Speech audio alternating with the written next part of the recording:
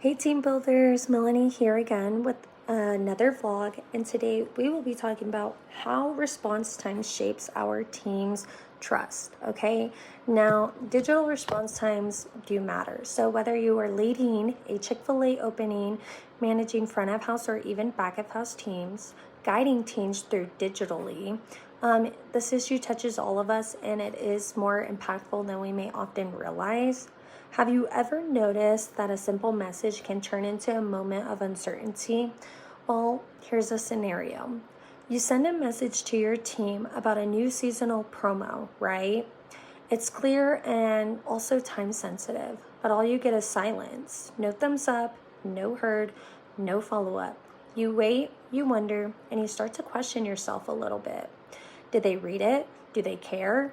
Are they confused? It's crazy to think that something so small can make you feel so unsure. In real life, you'd probably get a quick cool or you got it or even questions about the promo. But online, it feels like that door is just closing. With digital communication, it is also easy to start second guessing yourself, even if you did do everything right. This isn't just a tech thing, it's a moment of trust, okay? So in today's digital first environments, response time isn't just about efficiency, it's basically all about emotional clarity, team alignment, and most importantly, trust, okay? So why does response times matter? Well, digital silence is when someone sees a message but doesn't respond, and that can make someone feel like it is basically a rejection, or they're confused, or even passive resistance, right? So in fast-paced environments such as restaurants, retails, or even education, where timing and clarity is everything and can take away the energy of the teamwork and that helps everyone succeed. But here's the thing of what really matters, and it's putting thought and care into our own actions. Teams thrive when leaders set clear expectations for digital communication, okay? So, when to respond, how to acknowledge, and what silence actually means. According to a study in small group research, digital tools can enhance collaboration, but only when paired with stronger norms and leadership modeling.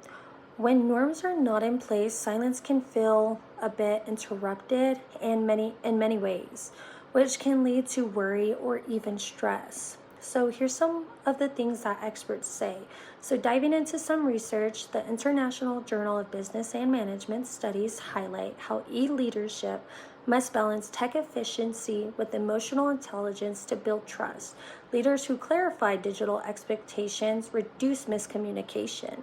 A paper on communication anxiety explored how delayed response can trigger emotional stress, especially in high-stake environments. Another study on digital collaboration showed that response norms like acknowledging messages with a quick emoji or even a heard response can validate someone's contribution and it will encourage a follow-up. Okay, and it keeps the team aligned and connected. So in short, digital silence isn't neutral. It sends a message whether we intend it to or not. So some tips for the leaders and educators. How can we fix this? What can we do to fix this? Here are some 4 strategies that I think may help you.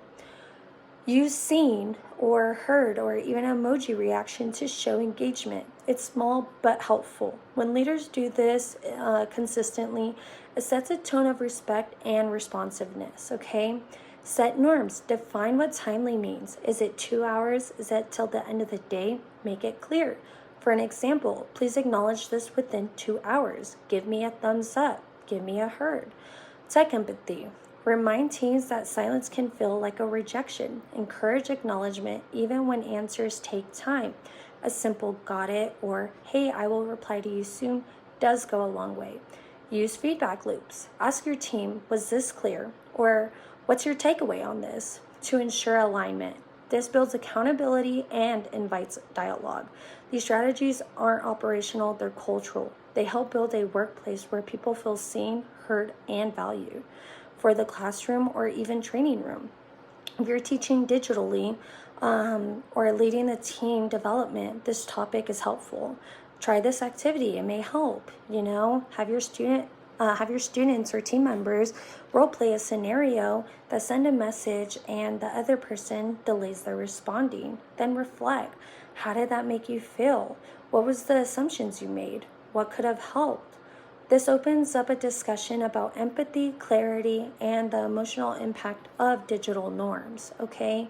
So what's the psychology behind it? Why does the silence feel so loud? Well, humans are kind of weird for feedback, right? So face-to-face communication, we rely on the eye contact, nods, or even verbal cues. But with digital spaces, those cues are basically gone. So we fill in those gaps with assumptions, which are never really good. This is especially true when a leader doesn't respond to a team member, and they may feel dismissed or anxious. When a peer doesn't reply, it can feel like an avoidance. That's why international dialogue communication is a leadership skill. It's not just about managing tasks, it's about managing meaning. It builds trust and fills in those gaps, right? How do we respond? Is part of leadership, okay? So whether you're basically managing a shift, mentoring a team, or teaching a class, the digital presence does matter. So here's your challenge for this week. Use acknowledgments, set norms, invite feedback, and reflect on your digital tone and how it shapes the team's culture. Drop a comment with heard or give an emoji. This way it helps acknowledge the message. Thank you, and we'll be back with another vlog soon.